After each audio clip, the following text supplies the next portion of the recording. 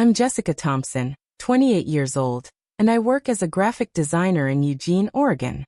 The house I grew up in, the Craftsman-style home near Hendricks Park where my parents still lived, had always been more than just a building to me. It was my anchor, my constant, the place where every memory felt real and lasting. I had spent the last 4 years making sure that house stayed in our family, believing that one day it would be a safe place for all of us, a legacy we could all share. Every corner of that home held pieces of my sweat, my money, and my unwavering commitment to keeping our family together. Before we jump back in, tell us where you're tuning in from.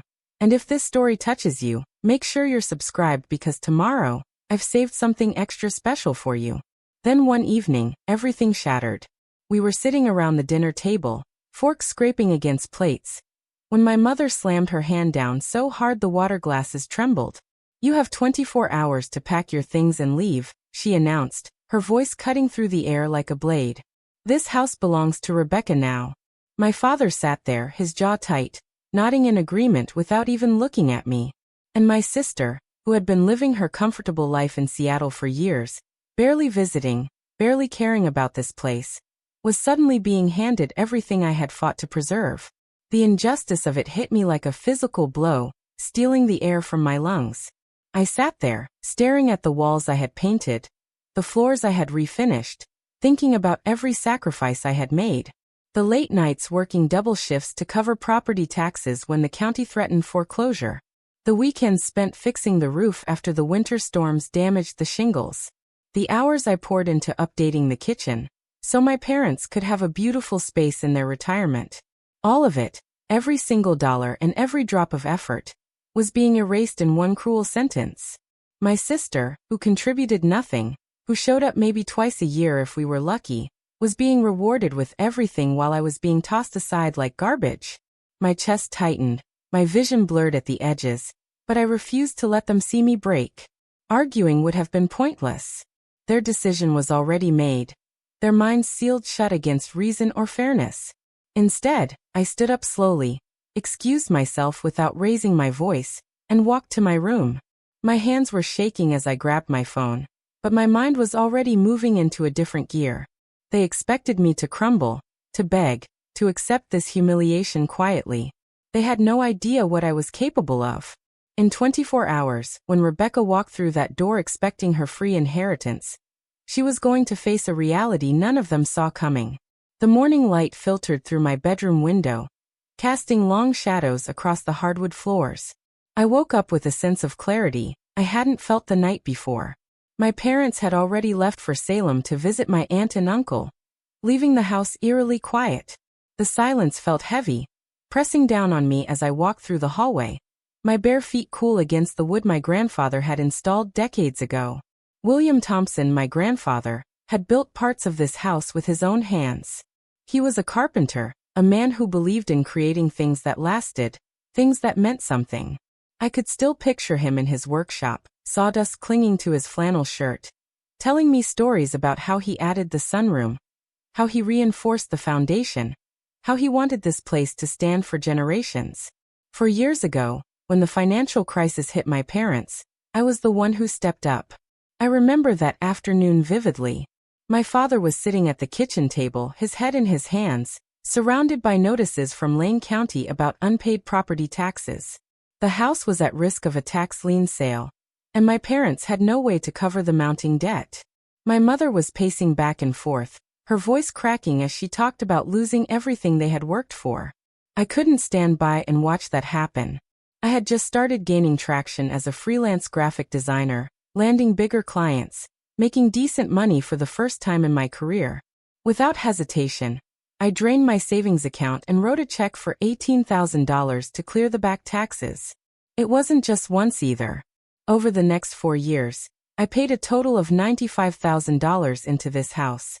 Property taxes every year, a complete roof replacement after a winter storm tore off half the shingles, a new HVAC system when the old furnace finally gave out, and a full kitchen remodel because my mother had been complaining about the outdated cabinets for years.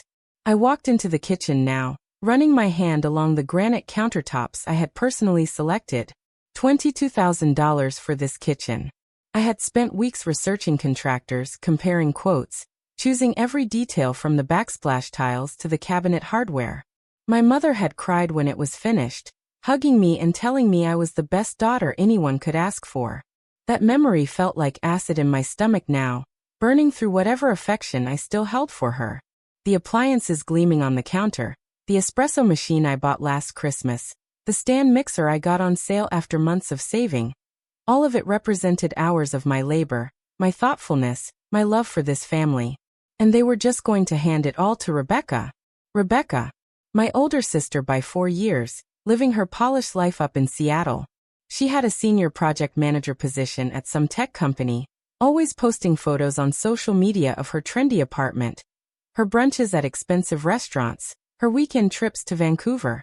She called maybe 3 or 4 times a year, usually on major holidays, and even then the conversations were rushed and shallow. When I had mentioned the property tax crisis to her 4 years ago, she laughed it off. "That sounds stressful, Jess," she had said, her tone dripping with disinterest. "But you know I'm swamped with deadlines right now. I'm sure you'll figure it out." She never once offered to help, never sent a dime, never even asked for updates. When I invited her to see the finished kitchen remodel, I sent her pictures, excited to share what I had accomplished. She never responded. Not a single word. I spent years telling myself it didn't matter. I convinced myself that I was doing this for the right reasons, for family, for the home I loved. I imagined growing old here, maybe even raising my own children in these rooms someday. The house wasn't just bricks and wood to me. It was proof that I could hold things together when everything was falling apart. It was my contribution to something bigger than myself. But now I could see the truth I had been too blind to notice. My parents had been favoring Rebecca all along. The way my mother's voice would soften when she talked about my sister's career, the pride in my father's eyes when he mentioned her accomplishments. Meanwhile, my efforts were met with casual thanks at best, expectations at worst, as if everything I did was simply my duty. Last night's announcement wasn't just unfair. It was a calculated betrayal. They had watched me pour nearly $100,000 into their property, sacrifice my own financial security, work myself to exhaustion, and they still decided to give it all to someone who had done absolutely nothing. The realization settled into my bones like ice. I walked into the living room, staring at the custom entertainment center I had commissioned from a local woodworker. $3,500. It was built to fit the exact dimensions of the wall, crafted from solid oak with intricate detailing. The smart TV mounted above it, the surround sound system I had installed, all of it mine. The couch and love seat. A designer set I had saved for months to afford, $4,200. The dining room table and 6 chairs, hand-carved by an artisan in Portland, $1,900. Every piece of furniture, every appliance, every improvement had come from my pocket. If they wanted me out, I wasn't leaving my property behind for Rebecca to enjoy. She hadn't earned any of this. She didn't deserve to walk into a fully furnished, beautifully maintained home that someone else had built. I pulled out my laptop and started making a list. Every single item I had purchased, down to the smallest detail.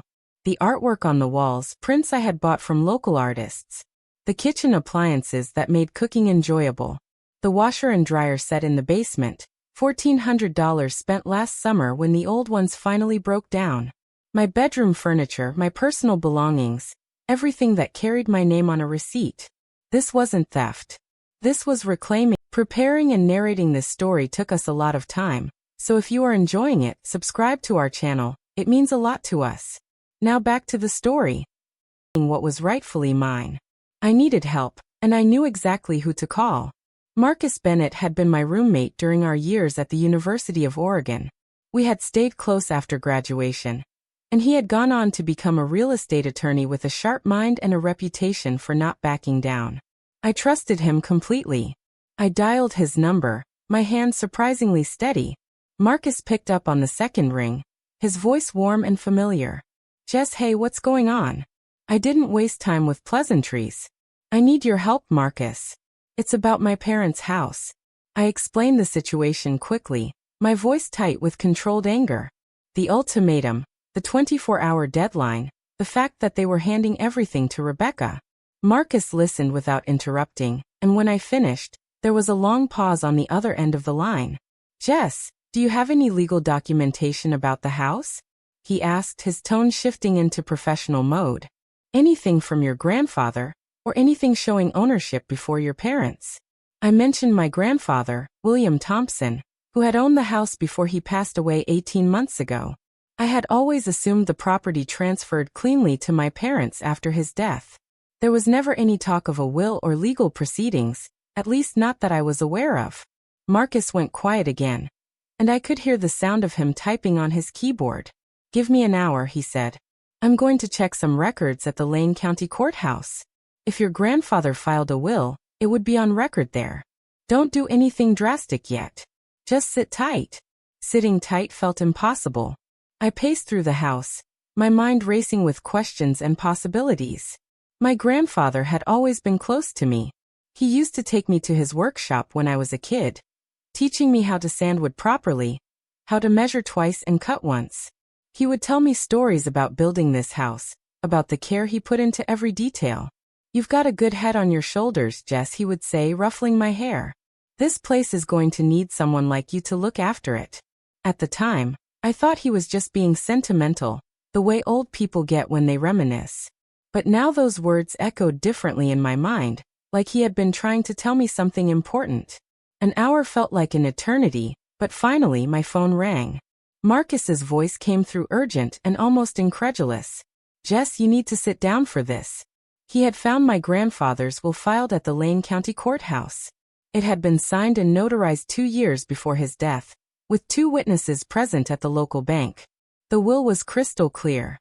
My grandfather had left the house to me, not to my parents, not to Rebecca, to me, Jessica Thompson, as the sole heir to the property.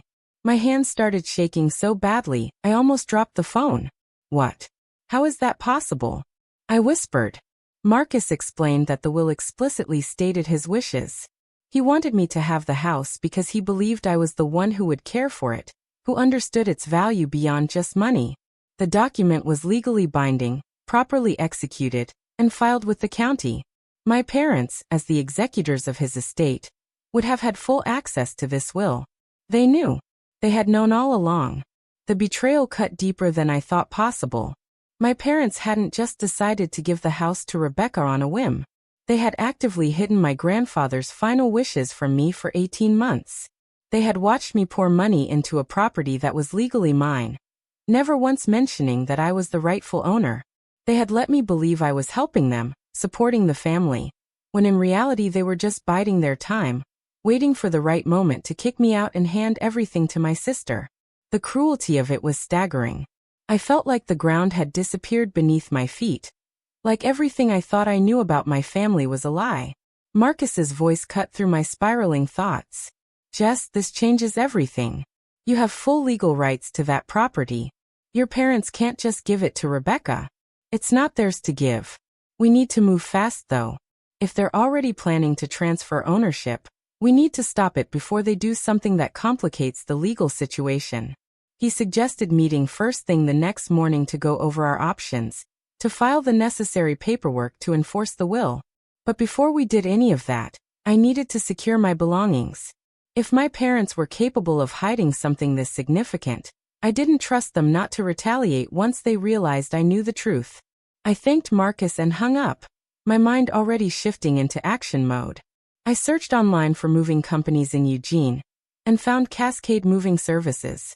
Their website promised same-day service for urgent moves, which was exactly what I needed.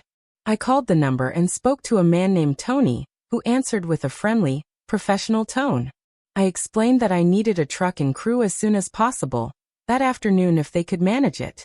Tony asked a few questions about the size of the load, the distance, and the access to the property. When I told him it was a full household worth of furniture and appliances, he hesitated for just a moment before confirming they could send a crew by 2 in the afternoon. I gave him the address, rattled off the list of items that needed moving, and confirmed the price. It wasn't cheap, but I didn't care. This was about protecting what was mine. While I waited for the movers, I walked through the house one more time, this time with a critical eye. I made sticky notes, marking everything that I had purchased. The entertainment center, the TV, the sound system, the couch, the love seat, the dining set, the appliances. I left my grandfather's old furniture untouched, the pieces he had built himself, because those truly did belong to the house. But everything I had bought, everything I had chosen and paid for, was coming with me. I even took pictures of the receipts I had kept meticulously over the years, proof of every purchase, just in case anyone tried to claim I was stealing. Around noon, the doorbell rang. I opened it to find Mrs. Helen Martinez standing on the porch, her kind face creased with concern. Helen had lived across the street for as long as I could remember, a widow in her 70s who still kept her garden immaculate and baked cookies for the neighborhood every Christmas. She held a small container in her hands, probably leftovers from whatever she had made for lunch. "Jessica, dear, I saw you moving around quite a bit this morning," she said gently. "Is everything all right? You seem upset."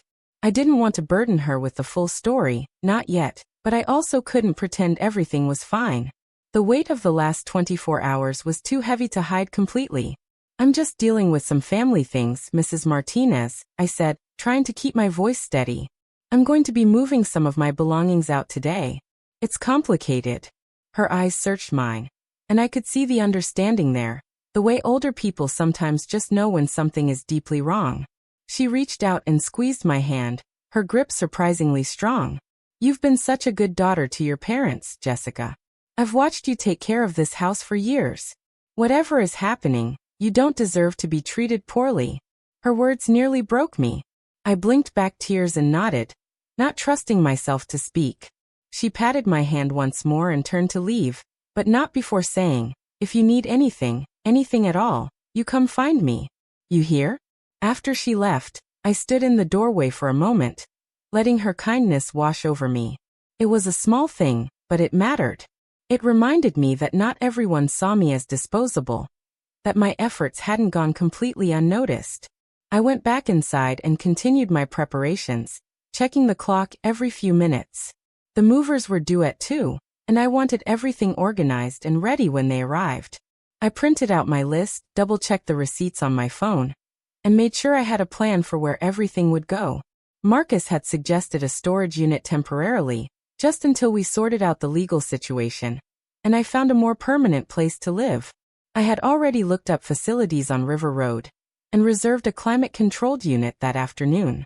At exactly 2 o'clock, a large moving truck pulled up in front of the house. 3 men climbed out, led by Tony, a stocky guy in his 40s with a friendly demeanor and a well-worn company shirt. He walked up to the porch with a clipboard, extending his hand for a firm handshake. "Jessica? I'm Tony. We spoke on the phone. Let's take a look at what we're working with here."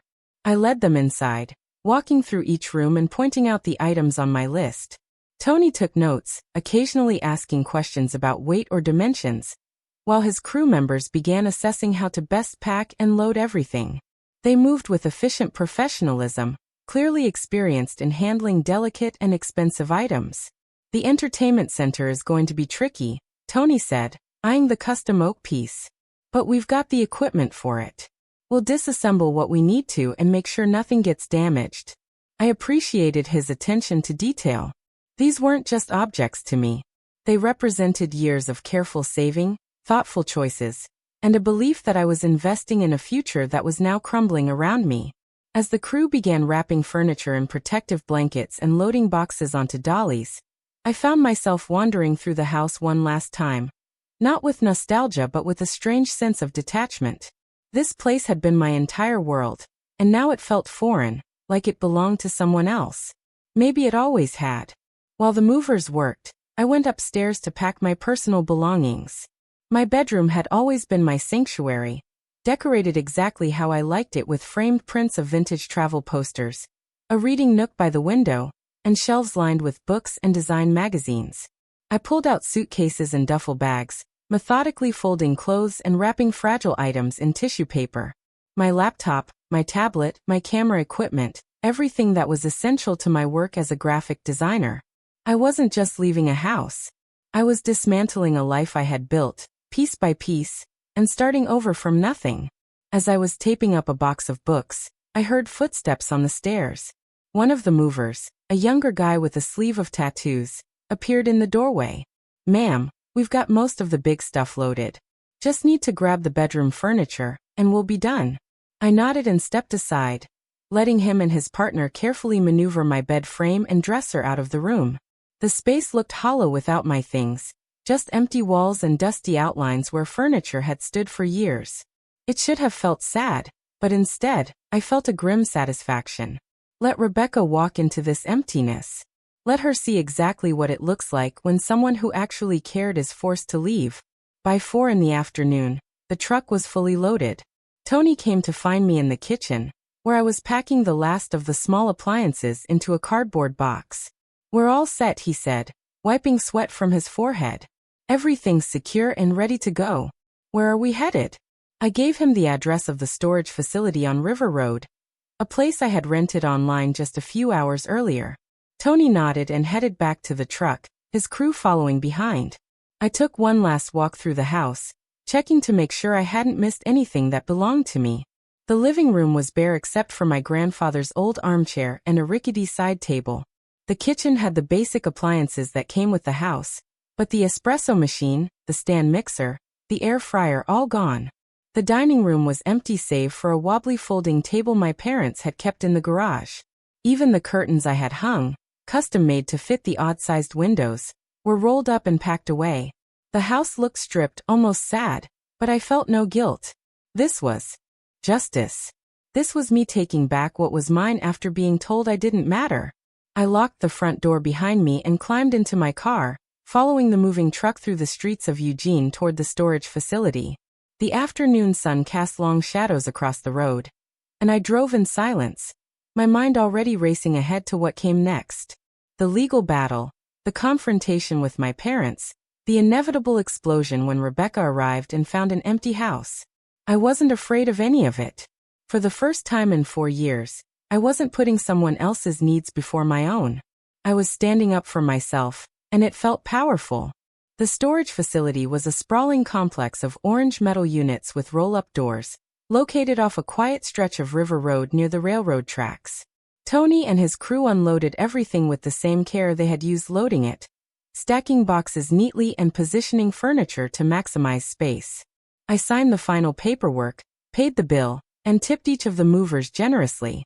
They had done excellent work, and more importantly, they had done it without asking questions or making me feel judged.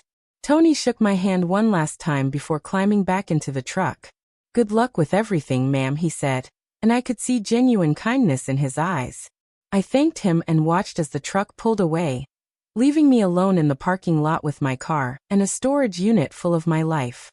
I sat in my car for a long time after they left, staring at the orange door that now held everything I owned. The adrenaline that had carried me through the day was starting to fade, replaced by exhaustion and a hollow ache in my chest. I pulled out my phone and texted Marcus. "Everything is secured.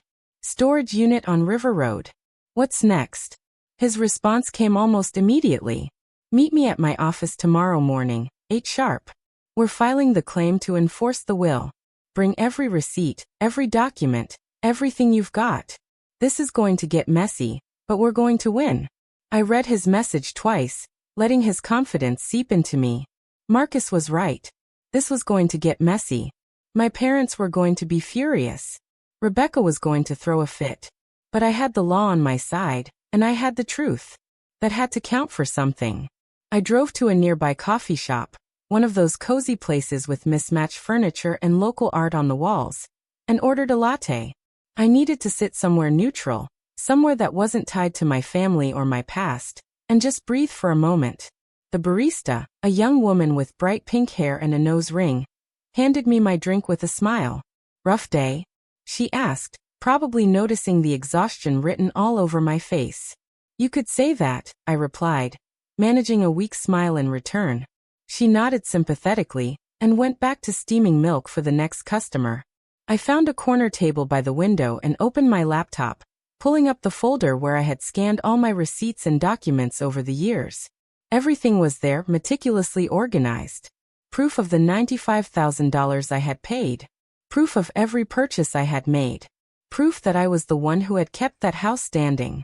As I scrolled through the files, I started drafting an email to Marcus with all the relevant documents attached. I included bank statements showing the property tax payments, contractor invoices for the roof and HVAC work, receipts for the kitchen remodel, and photos of the furniture I had purchased. I wrote a detailed timeline of the last 4 years, noting every significant financial contribution I had made, and every instance where Rebecca had been absent or dismissive. By the time I hit send, it was nearly 6 in the evening, and the coffee shop was starting to fill with the dinner crowd. I closed my laptop, finished my latte, and sat there for a while longer, watching people come and go, living their normal lives, unaware of the battle I was about to fight. My phone buzzed with a text from my mother. "Where are you? We need to talk." I stared at the message, my stomach twisting. They must have come home from Salem and seen the house. I didn't respond. There was nothing to say yet, nothing that wouldn't escalate into a screaming match. Instead, I drove to a nearby hotel, a modest but clean place off Franklin Boulevard, and checked in for the night. The room was small and impersonal, with beige walls and a generic landscape painting above the bed, but it was mine. I locked the door, dropped my bags on the floor, and collapsed onto the mattress. My phone continued to buzz with calls and texts from my mother, then my father, but I silenced it and turned it face down on the nightstand. Tomorrow would be soon enough to deal with them. Tonight I just needed to rest. Sleep didn't come easily. I lay in the dark, staring at the ceiling, replaying the last 24 hours in my mind. The shock of my mother's announcement. The cold indifference on my father's face. The realization that my grandfather had left the house to me, and my parents had hidden it. The satisfaction of watching the movers carry away every piece of furniture I had bought. It all felt surreal, like I was living someone else's life. But it was real. This was happening. And tomorrow, I was going to take the first step toward making it right. The next morning, I woke early and got ready with deliberate care. I chose a professional outfit, dark slacks and a blazer, the kind of thing I wore to client meetings when I needed to project confidence. I wanted to look composed, in control, because that's exactly how I intended to be. I grabbed my laptop bag, made sure I had printed copies of all the documents Marcus would need, and headed to his office downtown. The streets of Eugene were quiet at that hour, the early morning light casting a soft glow over the old brick buildings and tree-lined sidewalks. I parked in a public lot and walked the 2 blocks to Marcus's office, my heels clicking against the pavement. Marcus's office was on the 2nd floor of a converted historic building, the kind with high ceilings and large windows that let in plenty of natural light. The receptionist, a cheerful woman named Karen, greeted me with a warm smile and told me Marcus was expecting me. She led me down a hallway to a conference room where Marcus was already waiting, his desk covered in files and legal pads. He stood when I entered, shaking my hand firmly. "Jess, good to see you. Let's get to work." We sat across from each other, and I handed him the folder with all my documents. Marcus spent the next hour reviewing everything, occasionally asking questions or making notes. His focus was intense, and I could see the gears turning in his mind as he pieced together the legal strategy. "This is solid," he said finally, leaning back in his chair. "Your grandfather's will is ironclad. It was properly executed, filed with the county, and there's no ambiguity about his intentions. Your parents, as executors, had a legal obligation to inform you of your inheritance. By hiding it and attempting to transfer ownership to your sister, they're in serious breach of fiduciary duty. We can file a petition to enforce the will and halt any transfer of the property. We can also pursue a claim for the money you've already paid into the house, since technically you were paying into your own property without knowing it." I listened, absorbing every word. "And what happens to my parents?" I asked. "What are the consequences for them?" Marcus's expression grew serious. "They could face legal penalties for breach of duty, potentially fines or even criminal charges if it's determined they acted with intent to defraud. At the very least, their reputation is going to take a major hit. Estate fraud is taken seriously, especially when it involves hiding a will. As for Rebecca, she has no legal claim to the property, so she'll walk away with nothing." I nodded slowly, the reality of what was about to unfold settling over me. This wasn't just about getting the house back. This was about exposing my parents' betrayal, about holding them accountable for what they had done. It felt right, but it also felt heavy, like I was crossing a line I could never uncross. We spent the rest of the morning drafting the legal documents. Marcus dictated while I took notes, and his paralegal, a sharp young woman named Alicia, typed everything up with impressive speed. By noon, we had a complete petition to enforce the will, along with supporting affidavits and evidence. Marcus planned to file it with the Lane County Circuit Court that afternoon, which would put an immediate hold on any attempts by my parents to transfer the property. He also drafted a cease and desist letter to be sent to my parents and Rebecca, informing them of the legal action, and warning them against taking any further steps regarding the house. As we wrapped up, Marcus looked at me with a mixture of concern and admiration. "Jess, you're doing the right thing here. I know this is hard, going up against your own family, but they left you no choice. You deserve what your grandfather wanted you to have." His words were a lifeline, a reminder that I wasn't being selfish or vindictive. I was simply standing up for myself, for my rights, for the legacy my grandfather had intended for me. I thanked Marcus and left his office feeling stronger than I had in days. The legal wheels were in motion, and there was no going back now. I decided to grab lunch at a small deli near the office, a quiet spot where I could sit and think without interruption. As I ate my sandwich, my phone buzzed again. This time it was a text from Rebecca. "Mom told me what you did. What the hell is wrong with you? Call me now." I stared at the message, feeling a surge of anger. She had the audacity to act offended, as if I was the one in the wrong. I typed out a response, keeping it brief and cold. "You'll hear from my lawyer. Don't contact me again." I hit send and blocked her number immediately. I didn't owe her an explanation, and I certainly didn't owe her my time or energy. By mid-afternoon, I was back at the hotel, exhausted but wired. Marcus called to confirm that the petition had been filed, and the court had issued a temporary restraining order preventing any transfer of the property until a hearing could be scheduled. The hearing was set for 2 weeks out, which gave us time to prepare, but also meant 2 weeks of limbo, 2 weeks of tension and uncertainty.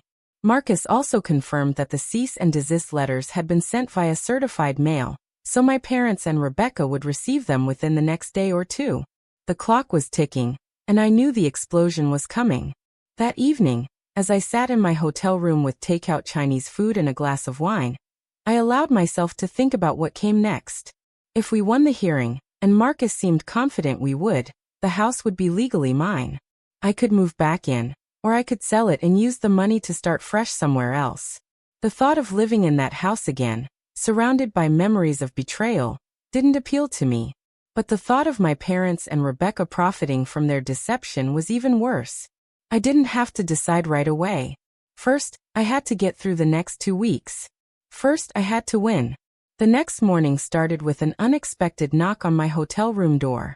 I had just finished showering and was wrapped in a towel when I heard the sharp rapping sound that made my heart jump. For a moment, I considered not answering, worried it might be my parents who had somehow tracked me down. But curiosity got the better of me, and I peered through the peephole to see a delivery person holding a large manila envelope.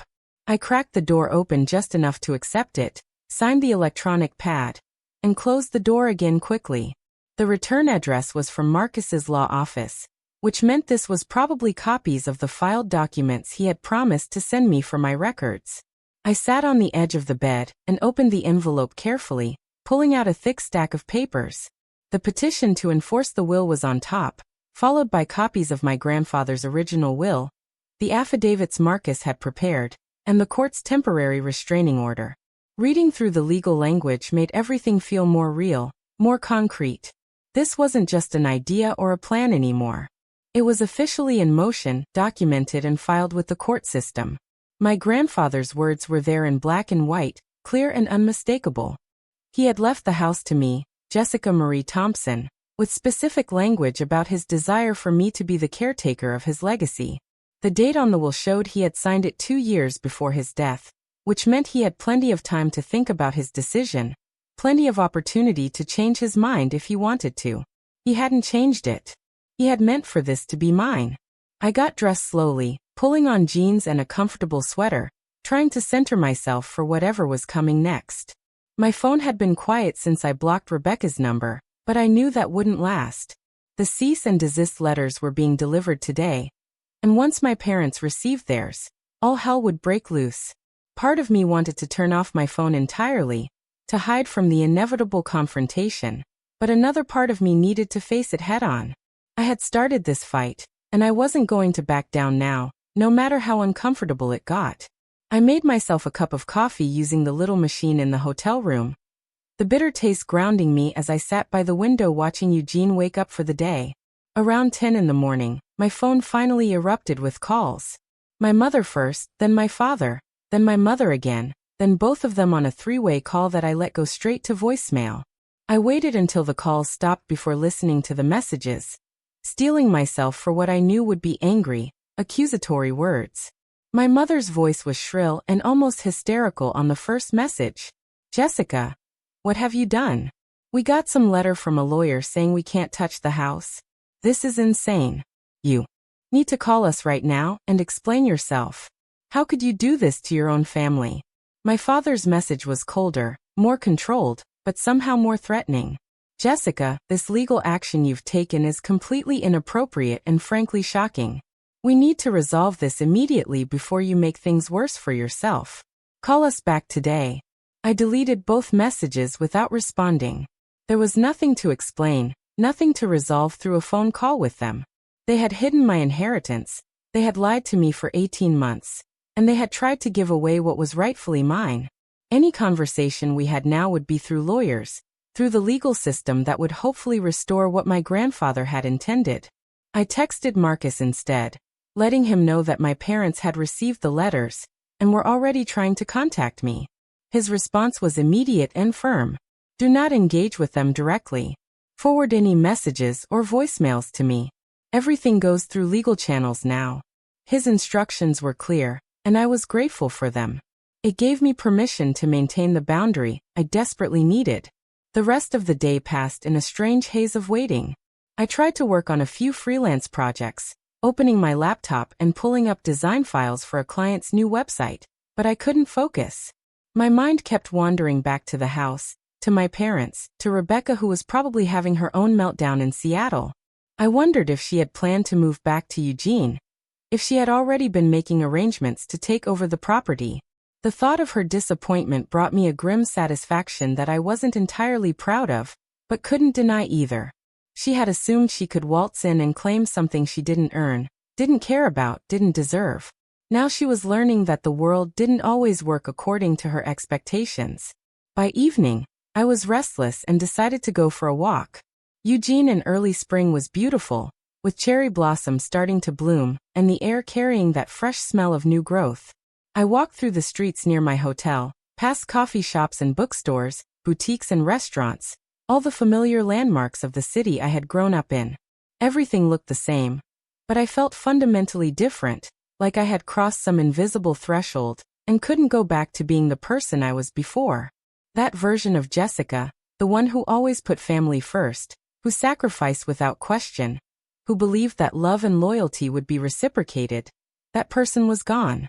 In her place was someone harder, more cynical maybe, but also stronger and more clear-eyed about the reality of relationships. I ended up at a park near the university, sitting on a bench and watching students walk by with their backpacks and coffee cups, their young faces full of possibility and optimism. I had been like them once, believing that if I worked hard enough and cared enough, everything would work out. Now I knew better. Sometimes people betrayed you. Sometimes the people who were supposed to love you most were the ones who hurt you deepest. Sometimes you had to fight for what was yours, even when it meant going against your own family.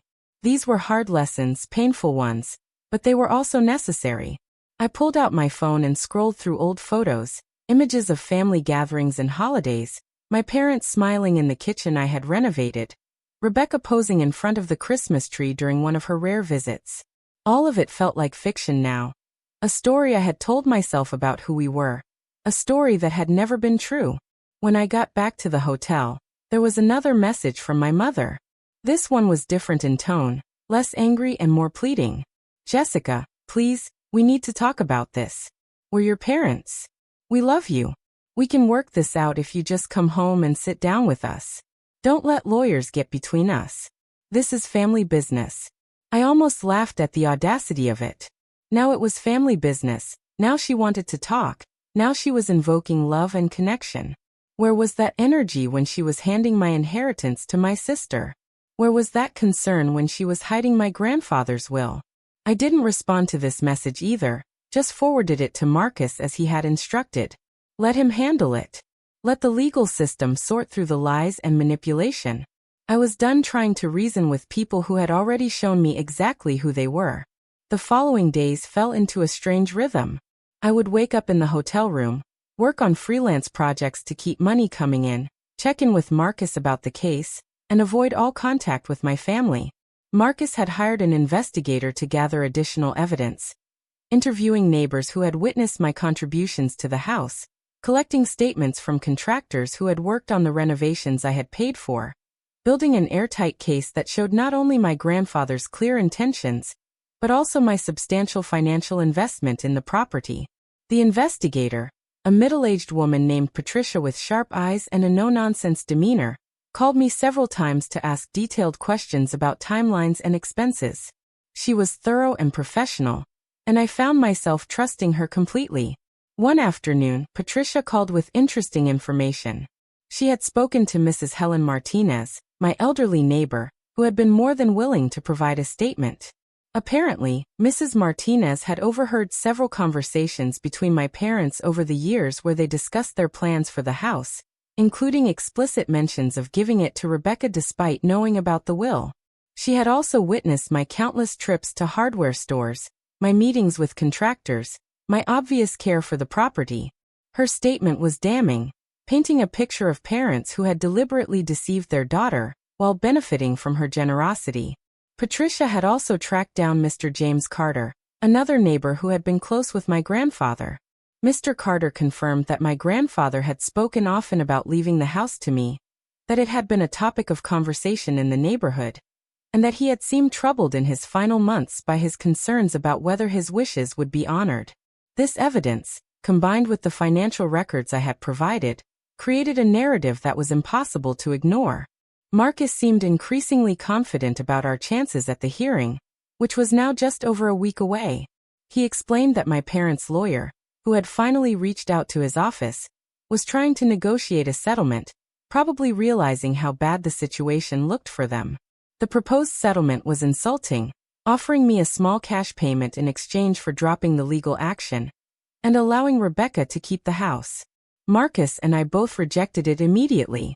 This wasn't about money anymore, though I certainly deserved to be compensated for my financial contributions. This was about justice, about honoring my grandfather's wishes, about refusing to let my parents rewrite history to benefit themselves.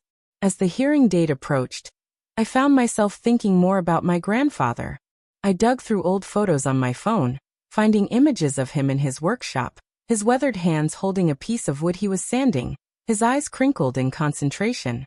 There was one photo I particularly loved, taken about 3 years before he died, where he was standing in front of the house with his arm around my shoulders.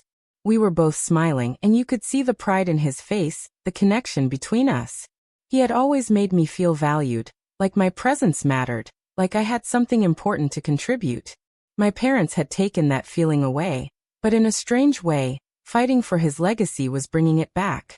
The night before the hearing, I couldn't sleep. I lay in the dark hotel room, rehearsing what I might say if called to testify, running through the timeline of events in my mind, trying to anticipate every possible question or challenge. Marcus had prepared me well, conducting a mock cross-examination in his office that had been grueling but helpful.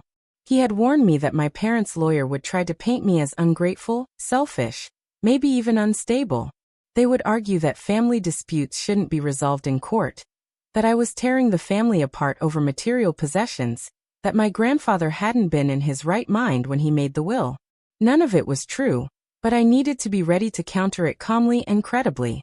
I got up early the next morning and dressed carefully in a navy suit I had bought specifically for the hearing. I wanted to look professional, composed, like someone who deserved to be taken seriously. I met Marcus at the courthouse, an imposing brick building downtown with tall columns and heavy wooden doors that felt both intimidating and official. We went through security together, and he walked me through what would happen, where we would sit, how the proceedings would unfold. The courtroom was smaller than I expected, with rows of wooden benches and a raised platform where the judge would sit. Everything smelled like old paper and furniture polish, the scent of countless legal battles that had been fought within these walls. My parents arrived shortly after we did, accompanied by their lawyer, a stern-looking man in his 60s with silver hair and an expensive suit. I avoided looking directly at them, but I could feel their presence like a physical weight. My mother looked older somehow, her face drawn and tense. My father's jaw was set in that stubborn way I recognized from childhood arguments. They sat on the opposite side of the courtroom, and the distance between us felt like a chasm that could never be crossed. Rebecca hadn't come, which didn't surprise me. She was probably too angry or too embarrassed to show her face, preferring to let our parents fight her battle for her. The judge entered, a woman in her 50s with sharp, intelligent eyes and an air of authority that immediately commanded respect. Everyone rose, then sat again as she settled into her chair and began reviewing the documents before her. She asked Marcus to present our case first, and he stood with confidence, laying out the facts in clear, logical order. My grandfather's will, properly executed and filed. My parents' role as executors who had failed to disclose the will to me. My substantial financial contributions to the property. The attempted transfer to my sister despite my legal ownership. Marcus was articulate and persuasive, and I could see the judge taking notes, occasionally asking clarifying questions that suggested she was following every detail. When it was the opposing lawyer's turn, he tried the exact strategy Marcus had predicted. He argued that family matters should be handled privately, that my grandfather had been elderly and possibly confused, that I was being vindictive and using the legal system to punish my parents for a simple oversight. He painted a picture of a loving family torn apart by greed, suggesting that I should be more concerned with preserving relationships than asserting property rights. It was a compelling narrative if you didn't know the actual facts, and I felt my anxiety rising as he spoke. But Marcus was ready. During his rebuttal, he systematically dismantled every argument, presenting the investigators' evidence, the neighbor testimonies, the clear documentation of my parents' deliberate deception. The judge asked if I wanted to testify, and I stood on shaking legs, walking to the witness stand with as much dignity as I could muster. The court clerk swore me in, and I placed my hand on the Bible, promising to tell the truth. Marcus asked me gentle questions first, establishing my relationship with my grandfather, my contributions to the house, my discovery of the hidden will. I kept my answers clear and factual, trying not to let emotion overwhelm me even though my heart was pounding. Then came the cross-examination from my parents' lawyer, and it was every bit as aggressive as Marcus had warned. He questioned my motives, suggested I was exaggerating my financial contributions, implied that I had manipulated my elderly grandfather into changing his will. I held firm, answering each accusation with documented facts, refusing to be rattled. The moment that broke through my composure came when the lawyer asked if I had considered how my actions would affect my relationship with my family. I paused, looking directly at him, then at my parents. I considered it deeply, I said, my voice steady despite the tears threatening to spill. I considered how they hid my inheritance for 18 months. I considered how they planned to give my home to someone who did nothing to earn it. I considered how they watched me sacrifice my savings and my time without ever telling me the truth. So yes, I thought about the relationship, and I realized they destroyed it long before I filed this petition. The courtroom was silent after that, and I saw the judge's expression shift slightly, a flicker of something that might have been sympathy or understanding. After both sides rested their cases, the judge took a brief recess to review the evidence. Marcus and I waited in a small conference room down the hall, neither of us speaking much. He seemed confident, but I was too nervous to trust that feeling. Everything I had fought for came down to this decision, to whether this judge would see the truth of what had happened or buy into my parents' narrative of family discord. When we were called back into the courtroom, my hands were ice cold and my stomach was in knots. The judge looked at both sides, her expression neutral and professional. After reviewing all the evidence and testimony, she began, I find the petitioner's case to be compelling and well documented. The will in question was properly executed and clearly expresses the testator's intentions. The respondents, as executors, had a legal duty to inform the beneficiary of her inheritance, a duty they failed to uphold. Furthermore, the evidence of financial contributions and the attempted transfer of property rights represents a serious breach of fiduciary responsibility. She continued, outlining her decision in legal terms that Marcus would later explain to me more fully, but the core message was clear. The house was mine. The will would be enforced. My parents were ordered to transfer all property rights to me immediately, and to compensate me for the legal fees I had incurred. They were also facing potential penalties for their breach of duty, which would be determined in a separate proceeding. I sat there, barely breathing, as the judge's words washed over me. We had won. After everything, after all the betrayal and fighting and sleepless nights, justice had actually been served. Marcus squeezed my shoulder, and I could see the satisfaction on his face. Across the courtroom, my parents looked devastated, their lawyer gathering papers with tight, frustrated movements. We left the courthouse through a side entrance to avoid any confrontation. Marcus wanted to take me out to celebrate, but I couldn't quite feel celebratory yet. I was relieved, vindicated even, but also hollowed out by the whole experience. We went to a quiet restaurant instead, where he walked me through what would happen next. The property transfer would be processed within 30 days. I would regain legal ownership and could decide whether to live there, rent it, or sell it. The compensation for my financial contributions would be calculated and paid. My parents could appeal the decision, but Marcus thought it unlikely given how strong our case had been. As he talked, I found myself thinking about what this victory actually meant. I had the house, yes, but I had lost my family. Was that a fair trade? I honestly didn't know. That evening, back in my hotel room, I finally allowed myself to fall apart. I cried for hours, grieving not just the relationship with my parents but the illusion I had held on to for so long. The belief that family meant unconditional love and support. I cried for my grandfather, wishing he was still alive to see that his wishes had been honored, wishing I could thank him for believing in me enough to leave me his legacy. I cried for the younger version of myself who had poured so much into that house thinking she was building a future with people who cared about her. And eventually, I cried tears of relief, of release, of finally letting go of the weight I had been carrying for so long. When the tears finally stopped, I felt emptied out but also strangely lighter, like I had purged something toxic from my system. Over the next few weeks, the legal processes moved forward with bureaucratic efficiency. The property deed was transferred into my name, and I received official documentation confirming my ownership. The house was legally, officially, unquestionably mine. My parents were required to pay the compensation, which they did through their lawyer, avoiding any direct contact with me. I heard through mutual acquaintances that they had moved out of the Eugene area entirely, relocating to somewhere in eastern Oregon where they had distant relatives. Rebecca had apparently bought a house in Seattle after all, though I heard she had to take out a substantial mortgage that stretched her finances thin. The karmic justice of it all would have felt more satisfying if I wasn't so exhausted by the whole ordeal.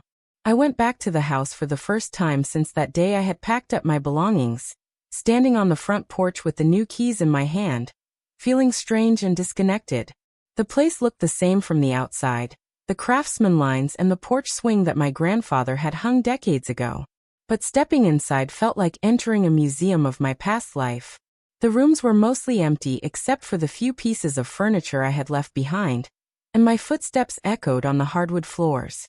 I walked through each room slowly, remembering what had been where, recalling the work I had done, the dreams I had attached to this place.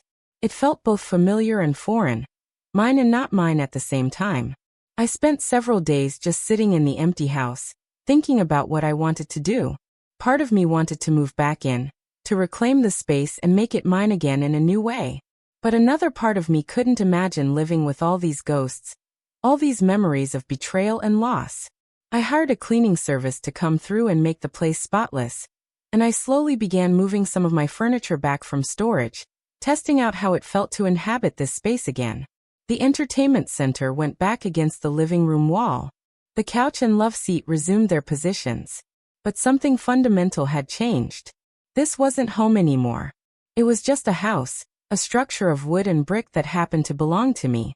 After much deliberation and several long conversations with Marcus, I decided to sell. The real estate market in Eugene was strong, and he connected me with a reputable agent who thought we could get a good price. Letting go of the house felt right in a way I hadn't expected. My grandfather had left it to me because he believed I would take care of it, and I had. But holding on to it now felt like clinging to a past that no longer existed. Better to sell, to take the money and build something new. Something that was entirely mine and untainted by family drama. The agent listed it within a week, and we had multiple offers almost immediately. I accepted one from a young couple expecting their first child, people who seemed genuinely excited about the house and its history. They reminded me a little of myself years ago, full of hope and plans for the future. I hoped it would work out better for them. The closing process took about 6 weeks, during which time I started seriously looking for a new place to live. I wanted something completely different, something that didn't carry any association with my old life. I found a loft apartment in the Whitaker neighborhood, an artsy area full of galleries and indie coffee shops and creative people. The space was modern and industrial, with exposed brick and high ceilings. Nothing like the traditional craftsman I was leaving behind. It felt like a fresh start, a blank canvas where I could create whatever life I wanted. I signed the lease and began the process of truly moving forward. Not just physically but emotionally and psychologically. Up next, you've got 2 more standout stories right on your screen.